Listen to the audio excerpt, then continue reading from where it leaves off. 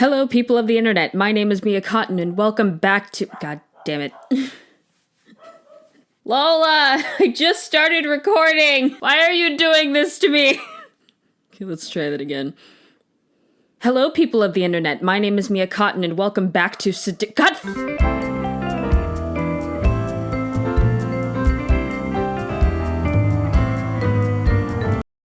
Hello, people of the internet. My name is Mia Cotton, and welcome back to Seduce Me the Otome. We're just gonna go ahead and jump right into this episode. We just got off a very spicy encounter with Damien, so I had to take a couple days to, recover from that. We're at a new session today, so hopefully I haven't forgotten anything important. Alright, let's go ahead and jump back in. I drifted to sleep and woke up almost flawlessly the next morning. Flawless? No grogginess, no aches, perfectly energized and bright-eyed. Man, how long has it been since I got that much good sleep? I looked at my alarm clock. I woke up 10 minutes before my alarm. I don't know about you guys. That is both the best and worst feeling in the world, depending on what kind of day it is. But for me, I don't usually like waking up before my alarm. I want to sleep in as much as possible. Karma owed me some luck. After all I had gone through in merely a handful of days, I deserve to get some good luck. I mean, yeah, so many things have happened in the last couple of days. Ecstatic for the day ahead, I turned off my alarms before they could ring and got dressed. That is a good feeling, though. However, my phone started to quickly buzz from an incoming text. Huh? Who's texting me this early? Yo, Anderson! You're carpooling with us from now on. We're not letting you waste your money on a bus. Get ready and be at your gate at 7 stat. Aw, I have good friends. Okay. I smiled. My friends were the best. I couldn't drive yet, and I didn't have a car, so it was awesome that my friends would let me carpool. Also, for some reason, Suzu was in a wind tunnel when she was recording that text message. I checked the time, 6:30. Perfect. I can eat some breakfast before they come. I packed my bag and carried it downstairs toward the kitchen. As I entered the dining room, I saw a plate of eggs, toast, and bacon sitting on the table. Again, where is the fruit? You need a... I went over this in a previous episode. You need some kind of balance between... Never mind. Just eat your fruit and vegetables, kids. No kids are watching this. On the table. A fresh steaming cup of coffee sat next to the plate with the sugar and creamer on the side. I walked to the table and couldn't believe what I was seeing. Who made this? As I spoke, a small red note caught my attention. Have a good day. Yours. My heart skipped a beat as I finished. I could tell it was from one of the boys. Maybe it was from him? God. I like that they kept it nice and vague so you could just fill in whoever you were romancing at the time. I smiled before putting the note in my bag and eating up. The food was so delicious, I devoured every amazing bite. I looked at the time again. Time to go! I quickly rushed to the doors, checking myself in the passing mirror. Good freaking God. I wasn't wanting to impress anyone, but I still needed to look decent. Before I could reach the handle of the door, however, someone took my hand. Music box dramatic music. Oh my God, is it... Huh? Hey, Damien. Oh, he looks so... Oh no, are we gonna get dumped before we even got together? Shit. I'm not liking this. I turned to see Damien, who was holding my hand back with a concerned frown on his face. My name. Your name? My true name isn't Damien. I want you to know my real name, if something were to happen.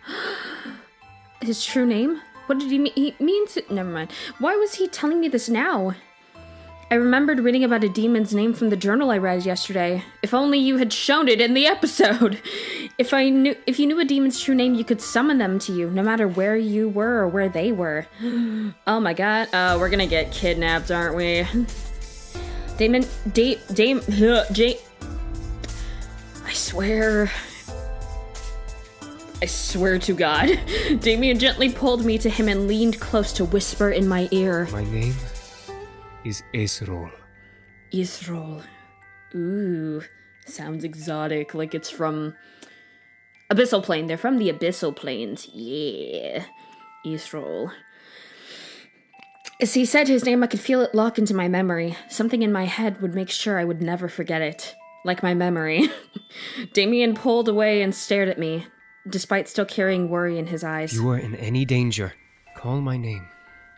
I promise I'll come and help you. Oh my god. I stared up at Damien, unable to say anything. I could only nod in response. Damien smiled before releasing my hand and heading back into the dining room. Something told me that name would be used eventually. Like, today, probably. Right on cue, Naomi drove up to the gates with Suzu waving me down. I rushed out the door and we headed to school, talking about the homework in the coming day. Just about the homework, not homework for a particular class, just the homework. The dreaded homework. We made it to school without a hitch. Our lockers were in the same part of the hall, so we quickly unloaded what we needed to and got our important books and necessities. First incident of the day. As I walked towards Suzu and Naomi, who were both waiting for me on the opposite side of the hall, something hooked my ankle and made me fall forward. Oh, no. Whoa! Ow! Hey, are you okay? Who did that? Oh, I think I know. God damn it. And you were just redeeming yourself, and you were getting on a better track, and then you had to be a bitch again. The three of us looked back to see Lisette and her gaggle of girls.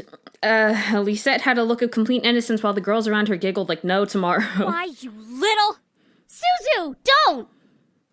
No, please, kick her in the something. Kick her somewhere.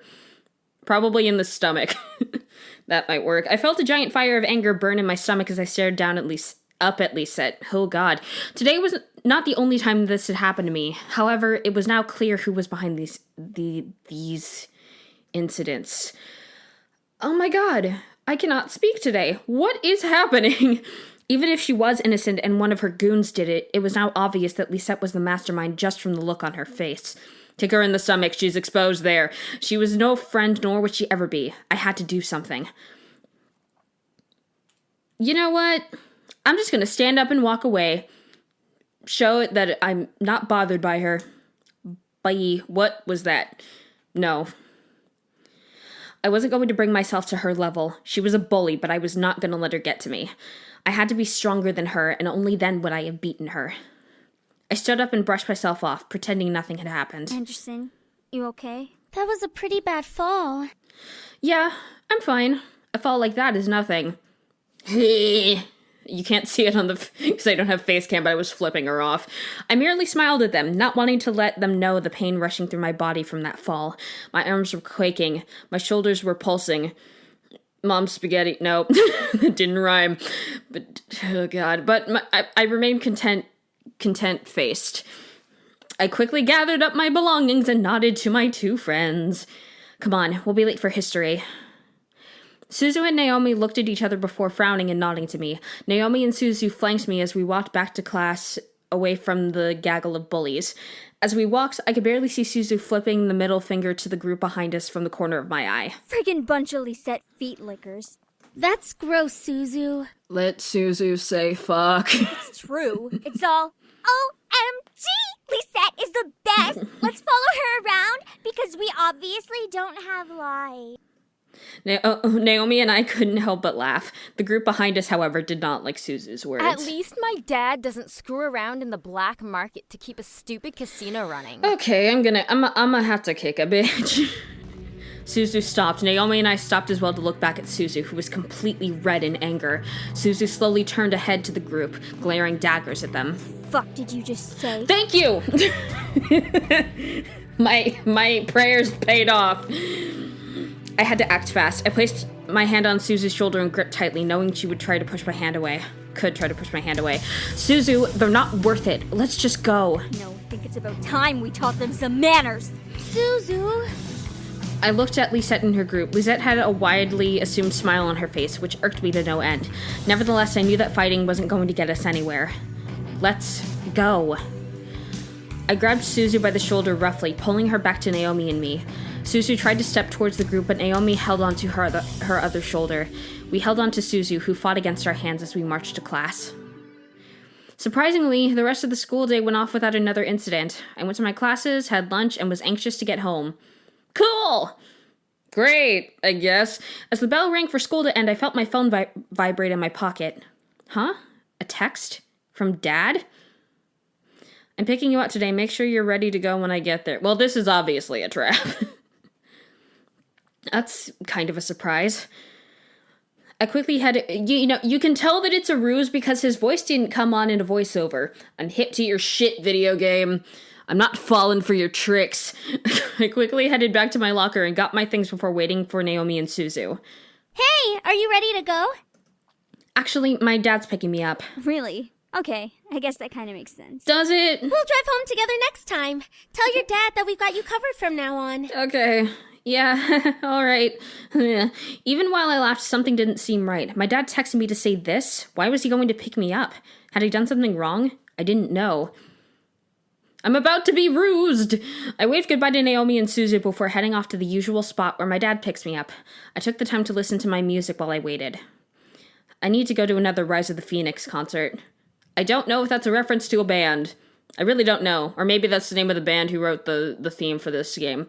I don't know. I'll figure it out later. Eventually, I had played an entire album with no one showing up. What the hey? Let Bunny say fuck. I've said it once. I need another go at it. Or hell. What the hey? Dad's never late, especially not this late. You've been rused!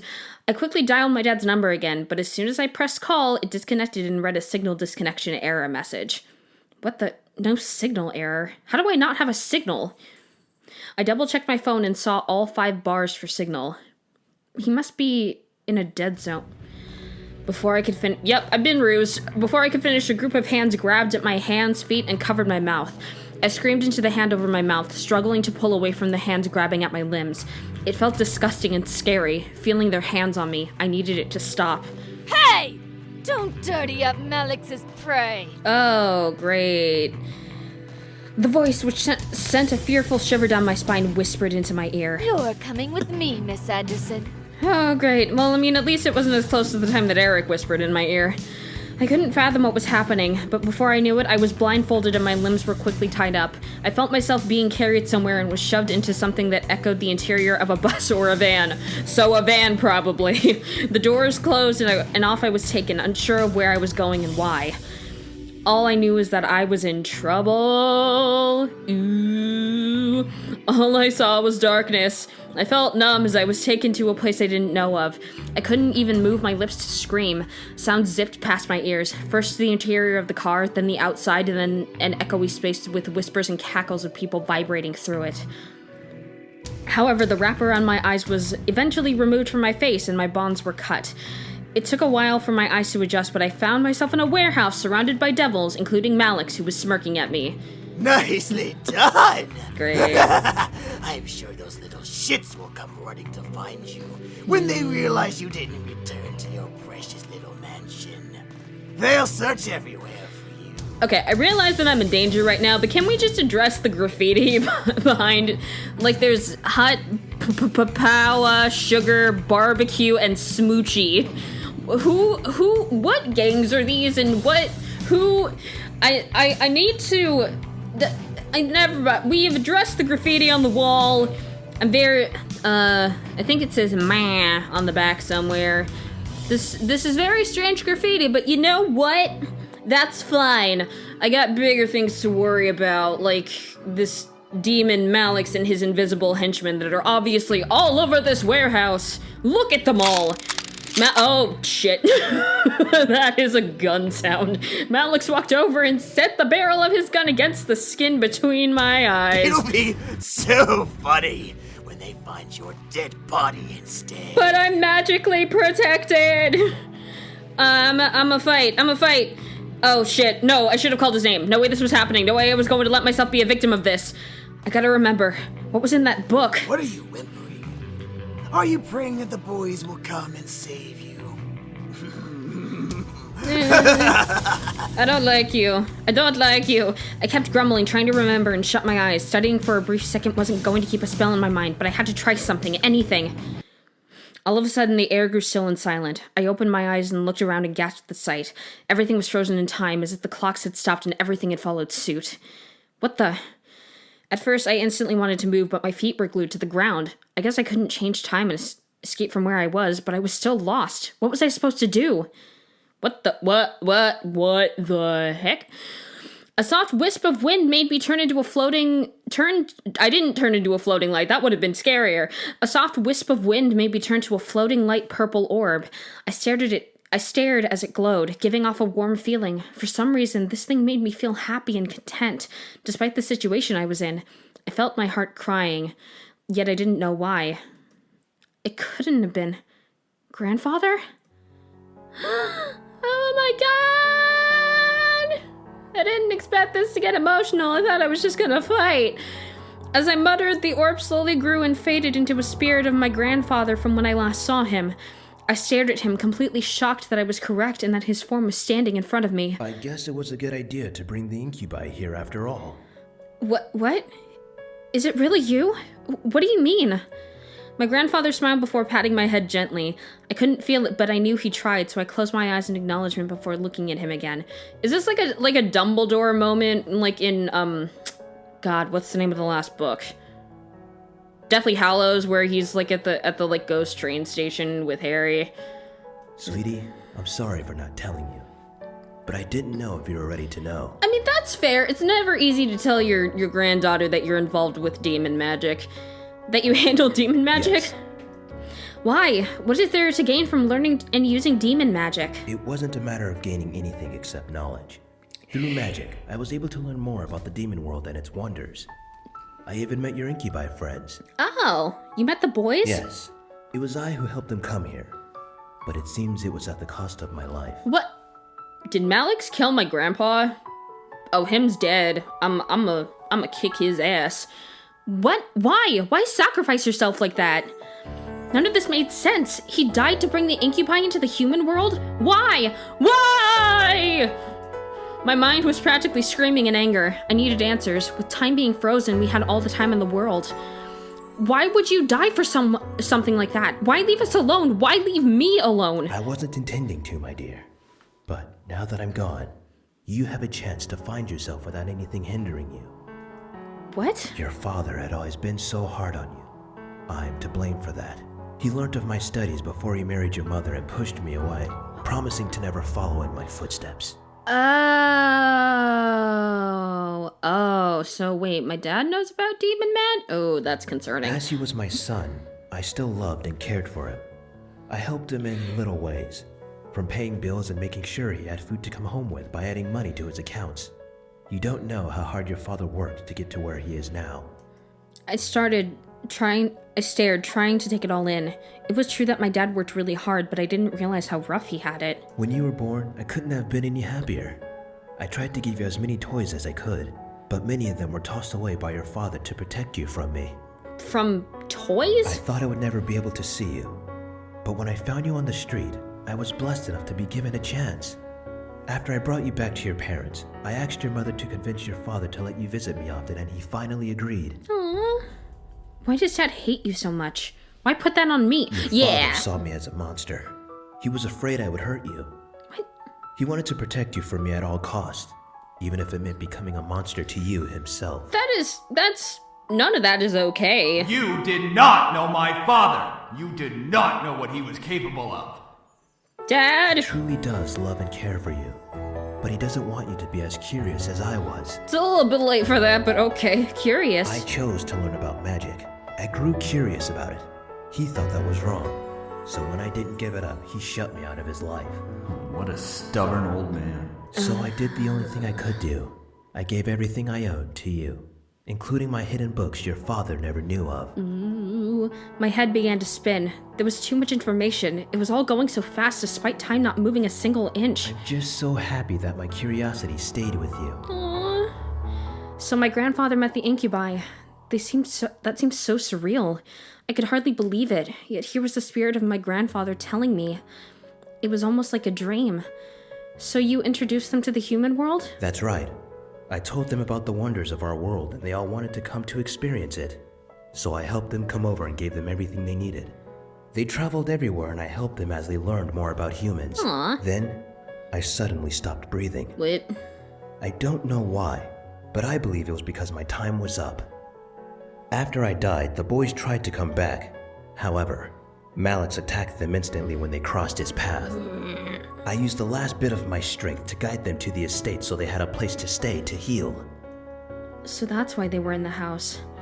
But they said they didn't know about the house belonging to anyone. I never told them it belonged to anyone. Ew. I merely told them to head to the estate for shelter until they could learn to live on their own. Wait, so how did they... Where did you meet up with them then? Did you, like, go to the I'm not sure. If the estate was meant for them, why give it to me? I never knew your father would move you in so quickly. Even still, you managed to learn of them and learn of the demon world. You even were curious enough to study the magic. I mean, yeah, because magic is dope, yo. Ew, why did I say that? Why not teach me when I visited? You were too young to understand. Fair. I was hoping that you would make the choice to learn on your own when you were ready to handle it. Fair. And you did. I'm so proud of you. Aww. What are you saying? I barely began reading it. I don't remember anything. I will help you remember. Cool. Then, my grandfathers gently bent down and kissed my forehead. All at once, my mind began to fill with spells and history of arcane magic, the demon world, and everything my grandfather had known. I looked up at my grandfather again, now able to remember everything and more as he smiled down at me. Never forget. Make your own choices and do what you need to do. Don't let someone determine your life for you.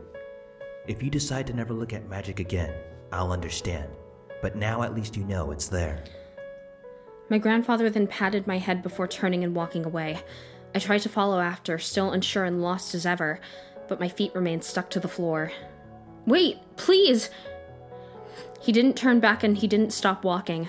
Soon he vanished past the wall, leaving me alone once again. I gritted my teeth, trying not to cry.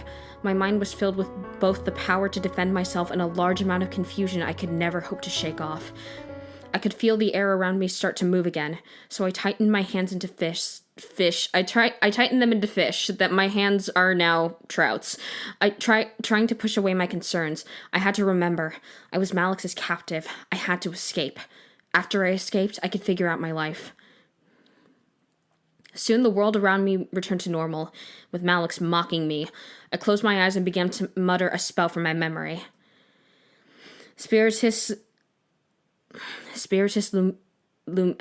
God, why can't...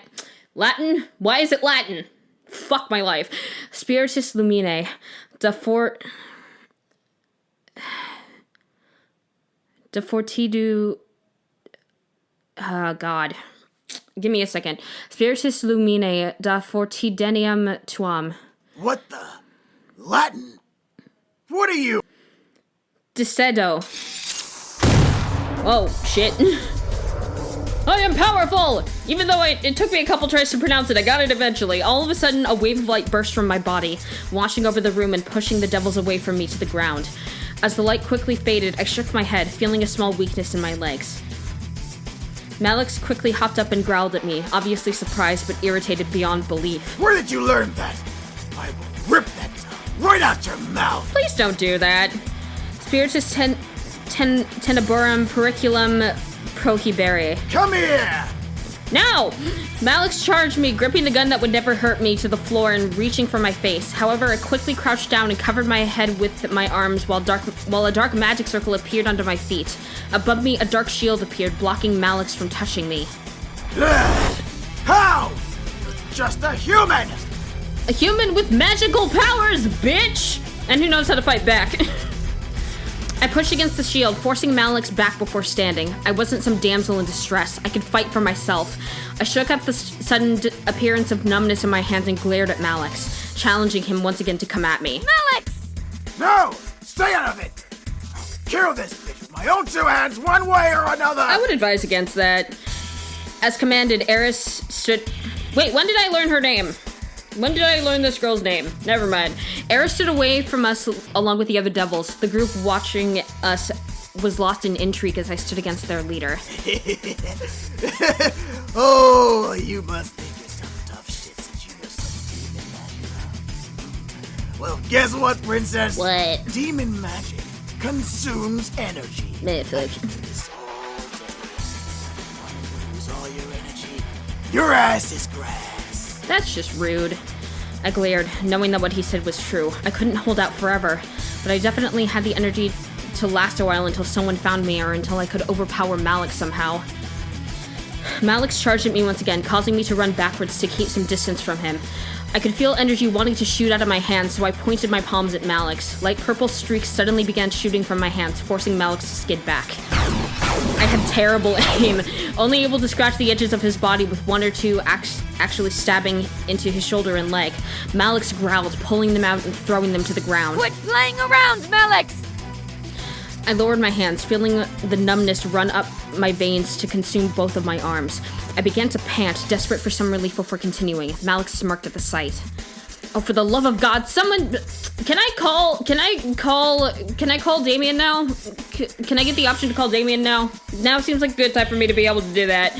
Oh, for the love of God, please someone find me, I prayed. I hoped that I wouldn't have to keep fighting. I was becoming desperate. What made everyone in that warehouse drop our fighting faces was the screeching of police sirens coming closer to our location. Malix smirked even wider. It's time to have fun, boys! Make sure you kill them all. Oh, that's bad. Oh, that's bad. The devils all seemed to get excited and started to walk past us to meet with the cops, but a loud finger snap stopped them and made them turn around. Malix and I looked to see Eris with her hand in the air, post-snap. Eris? What are you doing? Enough, Malix! We've wasted enough time in this stupid town. I'm getting out of here and I'm taking the rest with me. Dope. I didn't know whether to laugh or not. I bit my tongue as Malix got angry again. Like hell you are! Boys, do as I say, or else! None of the boys moved. Eris snapped her fingers again, causing the boys to rush back past her out another way from the warehouse. Malix, it's over. You can't even beat a human girl. You're losing your powers! Lower devils only follow higher-ups that actually have power. Ooh, shit. Shut your mouth! Malix summoned his gun to his hand and shot multiple times at Eris, who somehow managed to teleport away from the shooting line and reappear by us. She shook her head, letting out a sigh before grabbing Malix by the neck and pulling him off of me. Ooh, shit, he's in trouble. Malix started to choke as Eris stared coldly at him. All this for a bunch of pretty boys. You must be stupid and desperate. Heh. Eris looked to me, making me tense up. Human, I suggest heading home to your pretty boys. You don't want to get involved in a supernatural investigation. It's a pain in the ass. Okay. She then turned back to Malix, glaring daggers into him as he glared back at her. You really think women are weak? Let me fix that. Sweetie. Break his neck.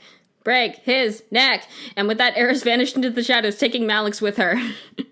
As I was left alone, the police siren stopped. I looked over to the open passage to see the incubi with a large police siren megaphone staring at me in surprise. Where is he? I swear I'm gonna... It's fine. He's gone. Eris took him and left. They won't be coming back. It's fine. It was also surreal. I was helped by a devil. But I quickly shook off the feeling. I was alive, and that was all that mattered. I fought to stay alive, and there I was.